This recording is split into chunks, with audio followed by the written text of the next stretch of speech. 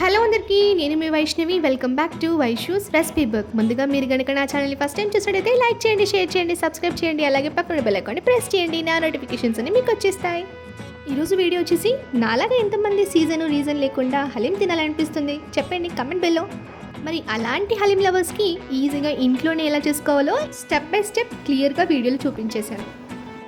మరి ఇంకెందుకు ఆలస్యం, టేస్టీ యమ్మీ జ్యూసీ హలీంని చూసేద్దామా. మరి ముందుగా ఒక కుక్కర్ తీసుకొని అందులో 1/2 కప్పు శనగపప్పు, మినపప్పు, కందిపప్పు, పెసరపప్పు అలాగే దొడ్డు రవ్వని యాడ్ చేసి చక్కగా వాష్ చేసుకొని మెత్తగా ఉడికించేసుకోవాలి.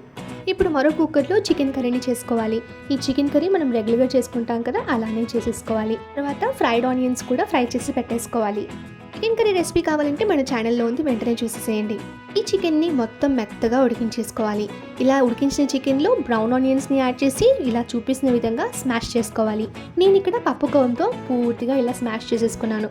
ఇప్పుడు దీనంతా కూడా ఒక బౌల్లోకి యాడ్ చేసుకోవాలి. ముందుగా మనం ఉడకపెట్టి పెట్టుకున్న పప్పు పేస్ట్ అంతా కూడా ఇందులో వేసి ఒక లేయర్ లాగా పెట్టుకోవాలి. ఇప్పుడు 1/2 కప్పు నెయ్యిని వేడి చేసుకోవాలి. ఈ వేడికిన నెయ్యి అంతా కూడా మనం చేసి పెట్టుకున్న హలీం పప్పు మిశ్రమంలో యాడ్ చేసేసుకోవాలి. దీనంతా కూడా స్టవ్ పైన పెట్టుకొని మీడియం ఫ్లేమ్లో ఇలా తిప్పుతూ ఉండాలి. ఇలా కలుపుతూ ఉంటేనే నెయ్యి, పప్పు అలాగే చికెన్ అంతా కూడా బాగా ఇలా కలిసిపోతాయి. చూడండి ఎంత యమ్మీగా కనిపిస్తుందో. ఇప్పుడు ఫైనల్ టచ్ కోసం ముందుగా మనం వేయించి పెట్టుకున్న బ్రౌన్ ఆనియన్స్, కొత్తిమీర, పుదీనా, నిమ్మరసం అలాగే వేయించి పెట్టుకున్న కాజు, బాదాంని అన్నిటిని యాడ్ చేసుకొని ఒక్కసారి కలిపేసుకోవాలి. నిజం చెప్పాలంటే ఈ హలీంని ఒక్కసారి తిన్నారనుకోండి అసలు జన్మలకి మర్చిపోరు. బయట నుంచి ఈ హలీం తెచ్చుకొని తినాలన్న ఆలోచన కూడా మీకు ఉండదు, అంత బాగుంటుంది. ఇప్పుడు ఇందులో అన్నిటిని యాడ్ చేసిన తర్వాత 1 నిమిషం పాటు కుతకుతలాడించాలి.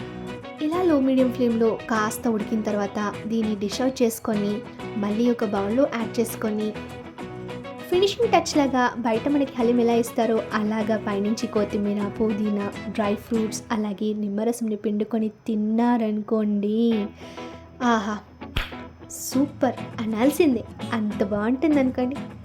ఇంకెందుకు ఆలస్యం, మీరు కూడా వెంటనే ట్రై చేసి మీ ఫీడ్బ్యాక్ని నా కమెంట్ రూమ్లో తెలియజేయండి. వీడియో నచ్చిందా?